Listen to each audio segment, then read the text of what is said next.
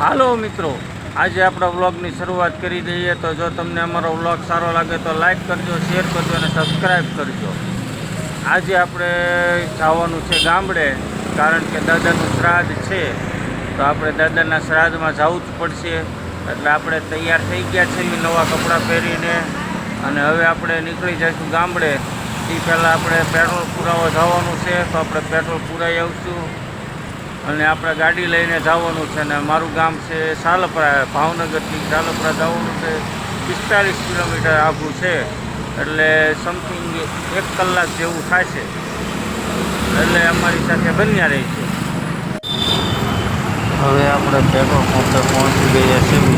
હવે આપણે પેટ્રોલ પુરાવીશું ને પછી ગામડે જઈશું. અને આ ખટારો આવ્યો છે એટલે લાગે છે તાજું પેટ્રોલ આપણે લેવાનું છે. હજી તો આપણે ગામડાનું નામ લીધું નથી તો આપણને ભેંસો જોવા મળી ગઈ.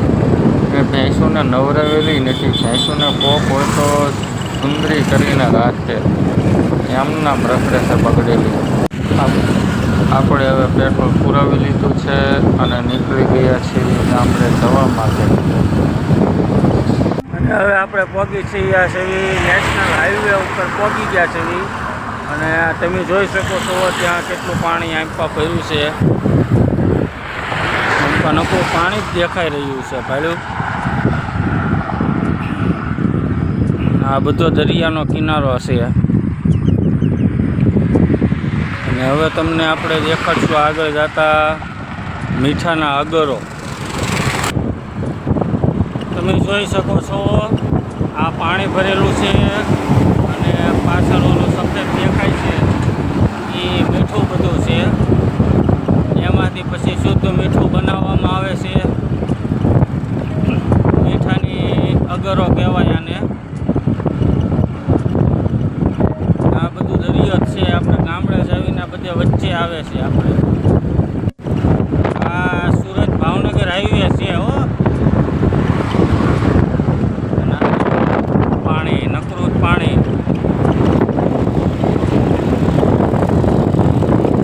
આ હાઈવે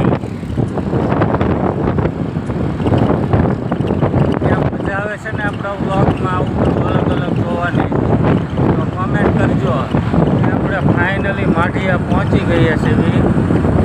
અને આ માઢિયાની આજુબાજુનો વિસ્તાર છે. આ ફેક્ટરી છે માઢિયા પાસે આવેલી.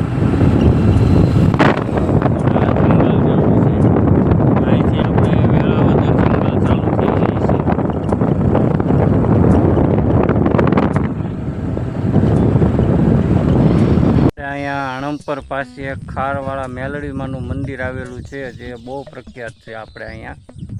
તો આ ખારવાળા મેલડીમાંનું પાટિયું છે, બોર્ડ મારેલું છે પાળિયાદ ગામમાં. અને મંદિર આપણે સામે છે અહીંયા. પણ આપણે અત્યારે મોડું થાય છે એટલે આપણે ત્યાં નહીં જઈએ મંદિરે, નકર આપણે મંદિરે જવાનું હતું. પણ હું તમને પછી ક્યારેક મંદિરના દર્શન કરાવીશ. આપણે હવે ગામડે પહોંચી ગયા છીએ. હવે ગામમાં આપણે 1 કિલોમીટર આખું છે. ગામના ઢાળે પહોંચી ગયા. હવે ત્યાંથી આપણે આ બધાના ખેતર જોઈએ. બધાએ ઝાયરું વાવેલી છે. આંપા ઝાર મોટી થઈ ગઈ છે. આ ડીપુના ભૂંગળાય પડ્યા છે. ફાઇનલી હવે આપણે ગામમાં પહોંચી ગયા છીએ. અને હવે ગામમાં આપણે એન્ટ્રી મારી દીધી છે. રાજાએ એન્ટ્રી લીધી હો ભાઈ ગામમાં. આ ગામમાં આ પાદર છે આ ગામનું. ગામમાં જુઓ તો આ સબૂતરો છે. આગળ જઈએ એટલે સબૂતરો છે આપણો. અને સબૂતરેથી આગળ જાઓ એટલે આપણા ગામમાં 4 વ્હીલર વાળા લાગે છે. અહીંયા એક દુકાન છે ગામમાં. અમારે 2 દુકાનો છે ટોટલ. હા, હું આગળ જોયું તો સોરે ભાભલા બેઠા લાગે છે. એટલે આ તો ભાભલા જોવાય ને બધા હો સોરે મોજ હોય ગામડામાં હો. પણ ફાઇનલી હવે આપણે ઘરે પહોંચી ગયા છીએ. અને હવે આપણે અંદર જાવીને જોઈએ શું કરે છે બધા. આ તો બધા તૈયારી કરે છે જમણવારની. આ છે મારા પપ્પાના પપ્પા એટલે મારા દાદા 90 વર્ષના છે. આ અમારા ગામનું તળાવ છે. અમારા ગામમાં 2 તળાવ છે, નાનું તળાવ ને મોટું તળાવ. એમાંથી આ મોટું તળાવ છે. હાલો મિત્રો, આપણે આવી ગયા છે આપણા ખેતરે.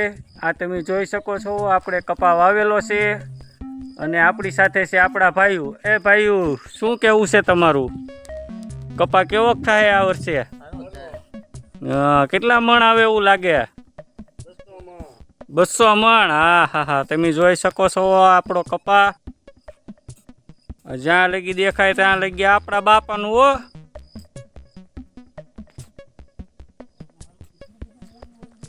કેવું લાગ્યું અમારું ખેતર ઈ જણાવજો મિત્રો. હા, અમારા ગામનો શેરું છે. શેરું કાં શેરું કેસે હો બડે ભૈયા? વલભીપુર સોડા પીવા આવ્યા છે ને સોડા પીને આપણે ભાવનગર રવાના થાય. હવે આપણે ગામડેથી ભાવનગર જવા નીકળી ગયા છે. હવે આપણે અહીંયા